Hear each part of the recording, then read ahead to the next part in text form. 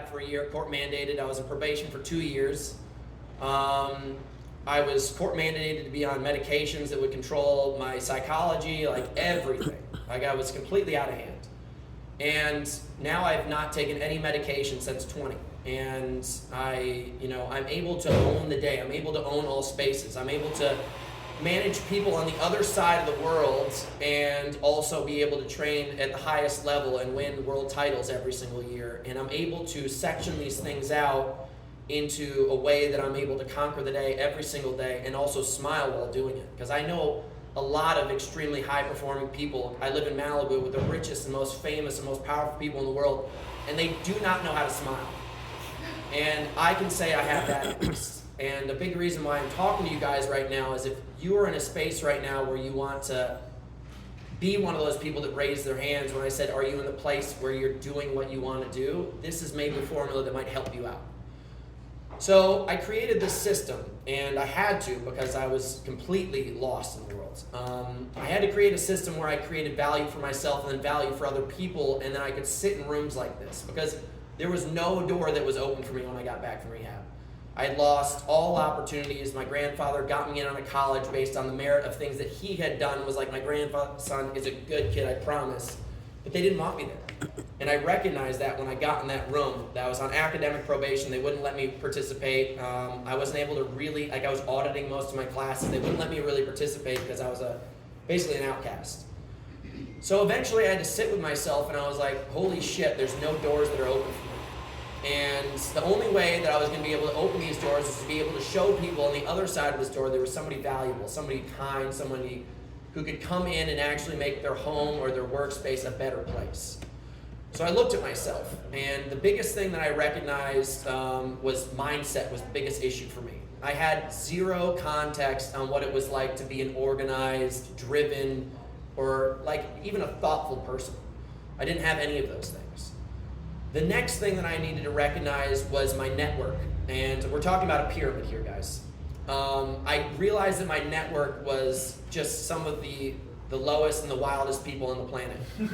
And I'll explain the tiers of all this stuff. And then the last thing that I recognized was time management. Like, how was I really spending my time every single day as a human being? Like, if I had to take out a graph and a pie chart, whatever it may be, what was I doing with my day? So the first one is inner work, then it's outer work, and then it's time management, if you guys want to frame it as something. Mindset's one of these kind of things where I compare it to a fire. And you have to create a fire that is strong enough that it will keep you warm. If you guys want to pull a log out, go explore the darkness of the night. If you want to cook a meal, if you get it really hot, you can build a tool. Whatever it is, you have this fire, this core that you guys can always rely on. And it can't be too big like a wildfire where your ego is out of control and you can't really, predict what it's going to do. And it can't be too small where somebody can just walk up and pour a pot of water on it that will just be put out. So it has to be somewhere right there in the middle. And depending on what you do, like, you really are going to have to tend to this thing regularly. You have to be courageous and you have to test it consistently. And what I recognized is I had to continue to look at myself and reframe every single time I walked into a room. Who was I in this room and how was I going to handle the situations I was up against? And obviously, as you're younger, the circumstances are a lot smaller. Like, you don't pay your bills, The only way that you're really graded in the world is like based on a paper. They might write a letter on it, which means meaningless. But once you get to be an adult and things are much more measured and much more put on the presence of your existence and you're actually accountable for what you do, it's like a holy shit moment. And there's times that all of us are going to be tested. But in reality, how are you going to handle these tests? And I'm the kind of person that every single time I achieved a test, I made sure that I didn't show up in the same place I was last time. I climb up taller on the mountain. I make sure that there's a harder test for me next time because I'm a growth-based person. I want to make sure that every single time that I show up and I'm in a coffee table with you guys, you say, Hunter, what have you been up to? I'm like, let me tell you, 10 times crazier than it was before. I listened to this pastor one time. He said, this is the highest you've ever seen me, but the lowest I'll ever be. Wow. You get what I'm trying to say? Oh, yeah. You guys are seeing me right now. I got 10 world titles in front of you. Tomorrow will be 11. So you have to have that mindset. So I realized the most important thing when it came to mindset was something like a mantra. I don't know if you guys have ever heard of this, but I'll basically just let you know that when the tests of the world come, the demons of the world come, what are you going to say when they approach you? And no matter the size, you have to be the person that is always willing to say something back. And it has to be true to you. It can't be something you read in a book and say, well, Gandhi said this. You're not Gandhi. It has to be something that means something to you so that you can wear it like a shield and axe. So the first time I ever ran into this is when we were younger. We used to go cliff diving. And the cliffs were as tall as this table or seat. It was nothing. Obviously, we can't stop there. We have to climb taller. Next, it's 10 feet. Then it's 20 feet. Then it's 50 feet. Then it's Castle Rock, 65 feet. And Christ Almighty, did that scare the shit out of me. And it was an ego test. And if you didn't do it, the whole room knew, and then it was in the school and everything. So I had to conquer that beast. So I came up with a mantra, 1, 2, 3, jump. I would jump. I'm here live. So I made it. And then I realized that this 1, 2, 3 jump could be applied to everything. There's a pretty girl at the bar, 1, 2, 3 jump. I am sitting here, I'm sitting here in front of you guys, and I have to make a business decision. And we have X amount of budget. There's a fork in the road. There's obviously the high road. It's going to cost a lot more. There's the low road, probably going to be pretty cheap, and I'll ride it out until someone comes and saves me. 1, 2, 3 jump. Now, you cannot use 1, 2, 3 jump in the context of looking at a pool of water filled with sharks and anacondas. You have to make measurable and wise decisions. But if it's something that's measurable and wise, but only is living in the context of fear of preventing you from doing it, that's when you say 1, 2, 3 jump. And let me tell you, none of these girls have ever said no. None of these cliffs have ever killed me. And I remember as a kid, I was telling my friend yesterday, do you guys remember Shark Week? Well, it always landed the week before we went to go visit my family in Rhode Island, and right in the water where there are sharks. And I was paralyzed knowing that there were sharks in the water, and I would miss out on the whole experience at the beach because I was so fucking scared. No one's ever been bit by a shark there, by the way, but I still was paralyzed in fear. So most of us are living in this state of mind where we're paralyzed by fear and not taking action based on the idea that something may happen, something may come for us. But if you realize that it's all this game of fear and you have the courage and the mindset behind it, you are able to take on pretty much all tasks. Because if you look back in the history of time, the only reason why we are here today is because somebody took the step that nobody else wanted to do. So you have to be that person willing to take the next step. And we are in a space of startups, so you have to be the person willing to take that step. Now, the next is network, and I want you guys to think about this like an infinity loop, because the network and the mindset need to constantly be kind of going back and forth into each other. You need to bring your mindset into your network. You need to bring your network into your mindset. Network was one of these kind of things where I'm telling you guys, the mind is a very permeable place. The people you surround yourself with will somehow infect who you are. And I don't mean that in the wrong way. It could be infectiously good. It could be infectiously bad. When I went to rehab, I was into cocaine, pills, drinking a lot of beer, smoking a lot of pot. It was the good stuff.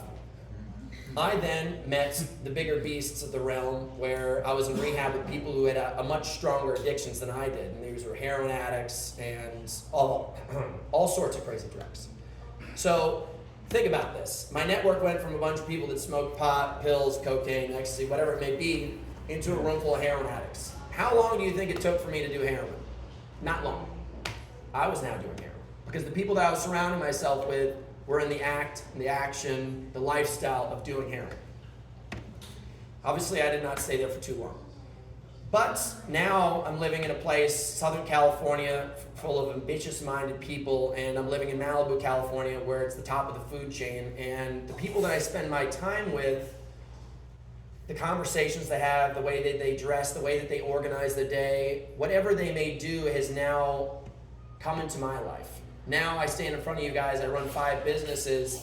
I never thought about that. I started out in Malibu as a personal trainer, and I used to have to ride a bicycle from town in Malibu, get on the bus, come all the way into town here to Santa Monica, teach classes, and then go back on the bus, ride up the mountain. I had no ambitions other than just being a guy with a 6-pack. And now I can tell you through the people that I've surrounded myself with, I've created this incredible lifestyle where I own the day. Every single decision I make is completely in control and in my hands, and I'm happy about all the decisions. I'm free to take the morning off and sit in front of a bunch of people that I don't know and share the message that I've learned on my way. And I love being here, by the way. It's incredible. It's a great space. So when I'm talking about that network, you have to surround yourself with people that truly align themselves with where you want to be. They know what they're doing, they know where they are, and they know where they want to go in the same way that you do. Now, as I said, if you just spend all day long in the water with a bunch of surfers, you'll get really good at surfing. If you spend time in rooms like this, you will find a way to get your startup off the ground, and you will find a way to network with people that have been there before. And there's nothing wrong with surfing, but understand that that's your network. You have to understand where you spend your time and who you spend it with. I'll give you guys an example.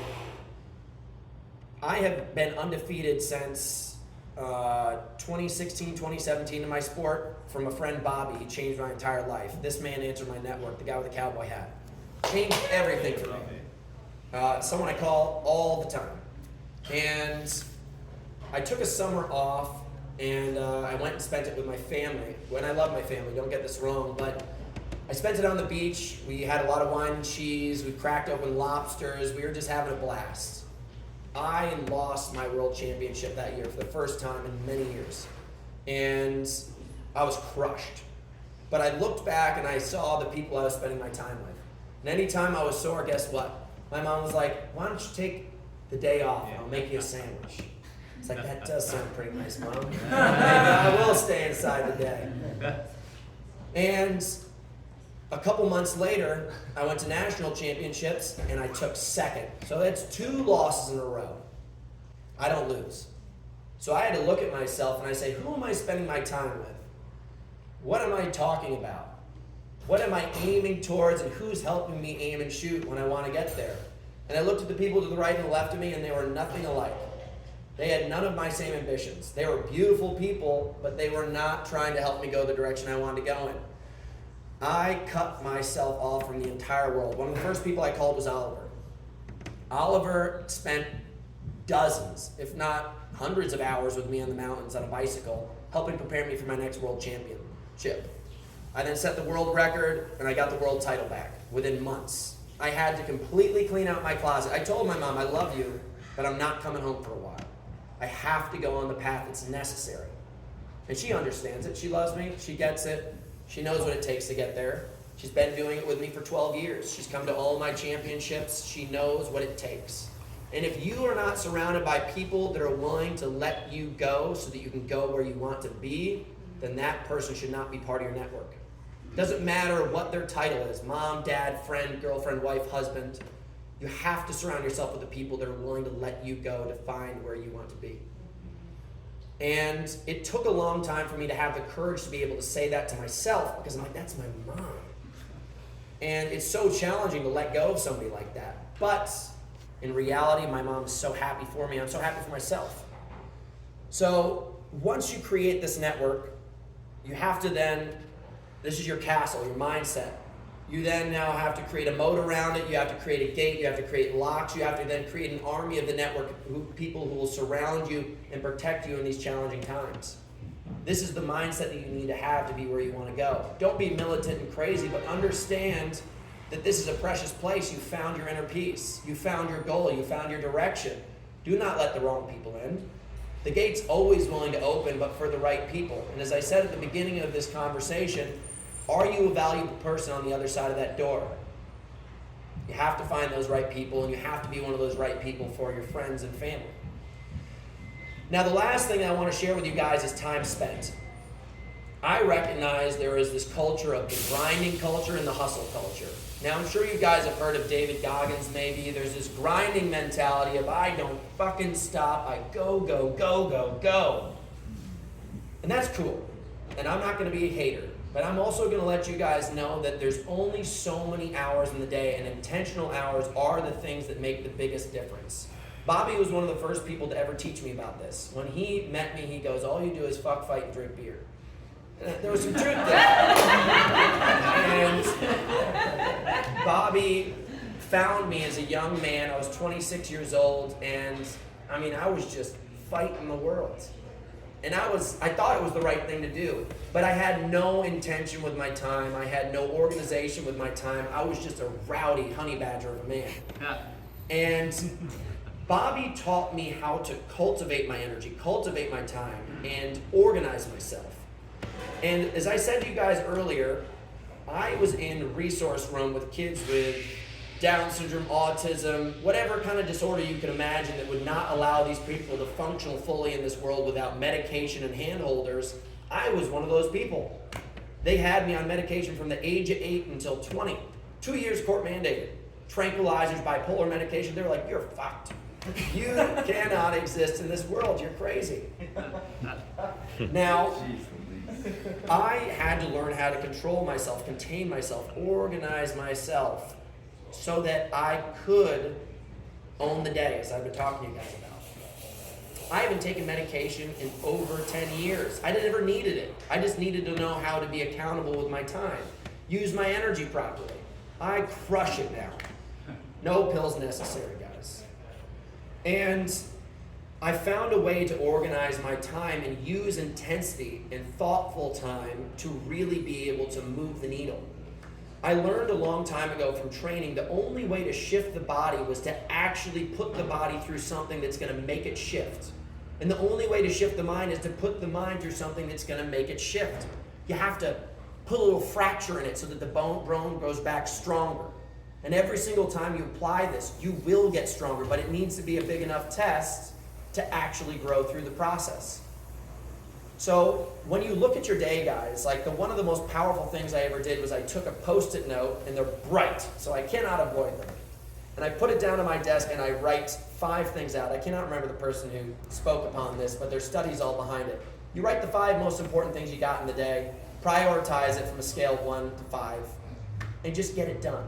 And I'm a competitive person. You know what I do? I set a timer, and I try to get it done before everybody else. And I have a podcast called Morning Wood Radio, and it's all about what gets you up in the morning. What is the energy that explodes you out of bed? I get out of bed before everybody else, and I am done with my day before everybody else wakes up. And then the rest of the day is free to do what the hell I want. And I don't miss. I just get it done in the time that I allot myself. So if you guys are one of these people that wants to do a startup or wants to tackle this crazy kind of agenda, it's on you. Organize your time. Southern California is full of the greatest distractions in the world. Beautiful people, beautiful beaches, whatever the hell you want, it's to the umpteenth degree down here. Don't you always want to go do that? Then just crush it. Get it out of the way. Do it properly, and then go enjoy the day. There's so many people that I have in my network that I'm just mind blown that I'm able to have like a lunch with them. When I go back to the East Coast where people are still very much in this mindset 9 to 5. I don't even know what that means. I can do whatever the heck I want because I control myself. And the one thing that I'll just tell you guys when it comes to intentional time, I will say you really need to be intentional. There's a difference between people that train and work out. I can go into the gym in 1 hour and get more done than the person that's been there for 5 because I'm training. Somebody working out is just aimlessly moving around drenched in sweat. Everything that I'm doing is intentional, repetition-based, scale-based, measurement-based. I have numbers on the wall, and I'm going to hit them and then some. You need to do the same exact thing with your lifestyle, okay? Don't let go of those hours. Own those hours. So, listen, I've had a really good time talking to you guys, and I hope that you understand that the conversation that I've been having with you guys is not meant to scare you. It's meant to wake you up. I want you guys to understand that I was not an athlete, and then I was a champion. I was not a business owner, and now I'm crushing it. And I just took the formula that I had, and I applied myself. And I took risks. 1, 2, 3, jump. So next time you're scared shitless about something, just jump. It's going to work out. And even if it doesn't, this life is a game. If you die, they'll cut you open and put a pig heart back in you. You will be awake in a couple hours. Yeah. If you screw up your business, you can go bankrupt. You can get another line of credit some other day. So do not worry about it. Just go own it. And like, I appreciate the time that I've been able to spend with you guys. I think the culture of this room is magnificent. I think being in places like this is the most important thing. That is step 2 to what I discussed, is your network. Find the right people and you will be in the right places. You will get where you want to go. So I just want to say thank you guys. If you have questions, I'm happy to answer them. Otherwise, just go enjoy the day. Thank you.